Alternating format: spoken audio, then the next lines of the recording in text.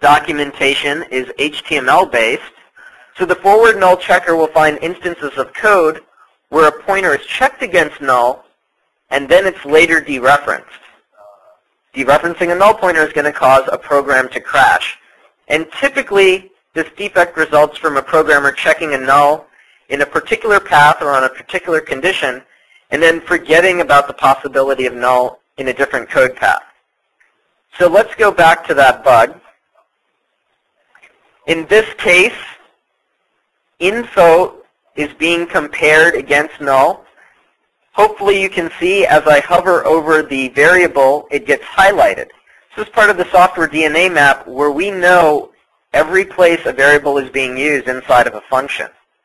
So on line 5072, info is being compared against null, and if we take the false path, that means that info must have been null. On line 5076, we are taking the true path, and as you can see, info is being dereferenced. So the red lines are events in a system, and the green lines are paths that the covariance analysis engine is deciding to take as it runs through its analysis.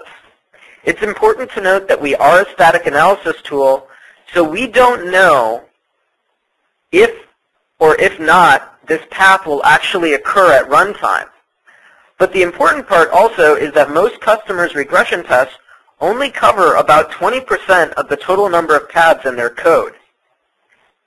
If your regression tests were perfect, you would get 100% path coverage by, through your regression tests. But the reality is that most regression tests are not perfect, and they only cover a subset of the total number of paths. Coverity examines those other paths that your dynamic analysis testing are missing. So that's forward null. As you can see on the left, we have our kind of bug dashboard, as I like to call it.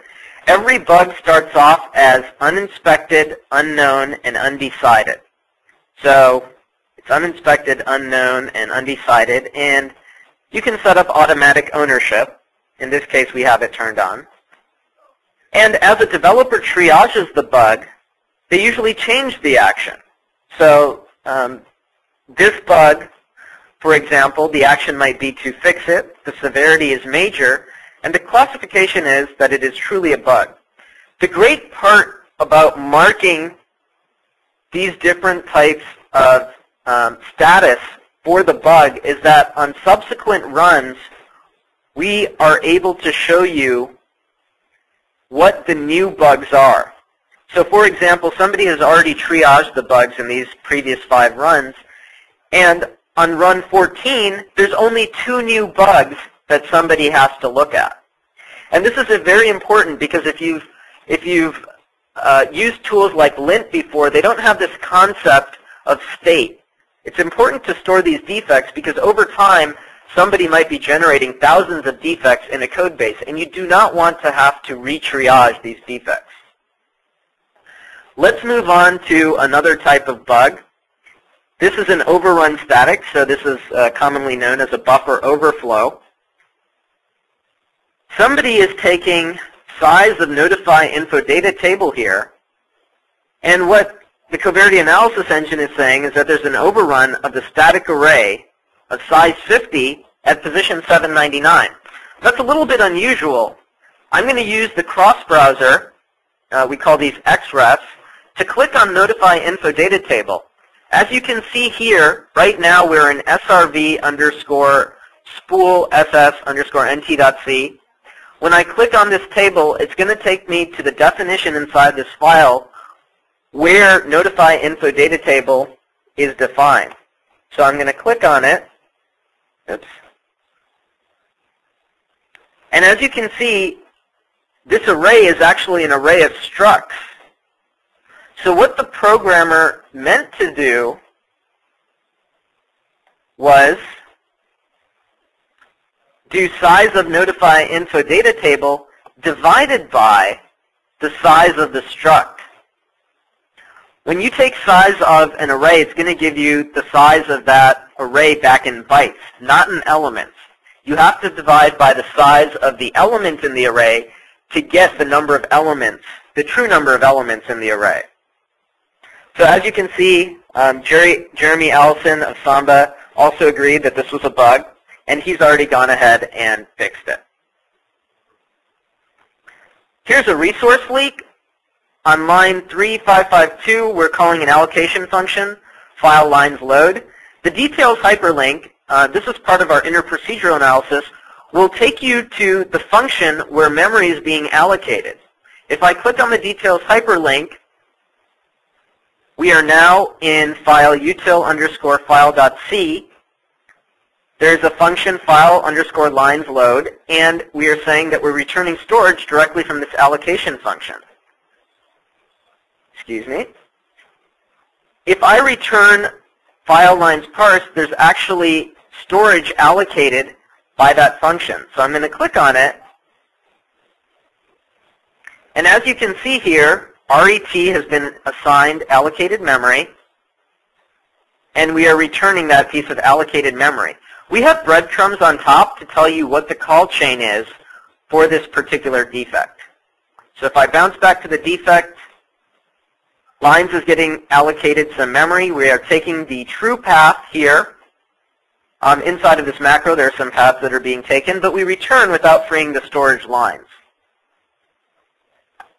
Next defect, reverse INull. In this case, we're directly dereferencing the pointer SD size, and then on line 389, we're checking if it's null. So there's two cases here. Either this dereference needs to happen after the null check, or you don't need to check for null. Again, the Samba developers decided this was a bug, and they actually changed the code to put this dereference after the null check. Another bug, use after free. Here we are, this temp IP list is getting freed inside of this realloc, and then we're actually double freeing it again down here. Excuse me, let me kill my Outlook. I'm sorry about that.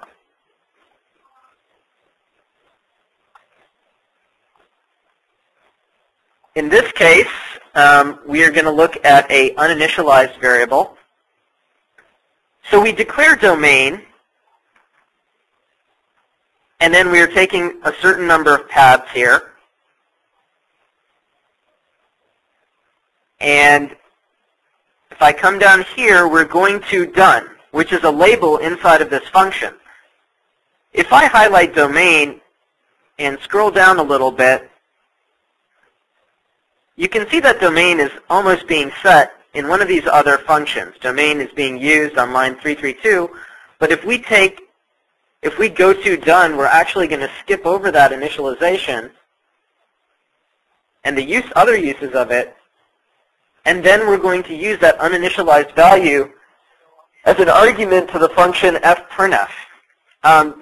Obviously, this is not what the developer intended, but it was a path that they didn't think about. Again, the Samba developers have gone ahead and fixed this code. I want to show also, as part of our new analysis capabilities that we've developed in the past 8 months, we're also able to find very similar defects in Java. So on line 10, we have a new socket, and it's being assigned to echo socket.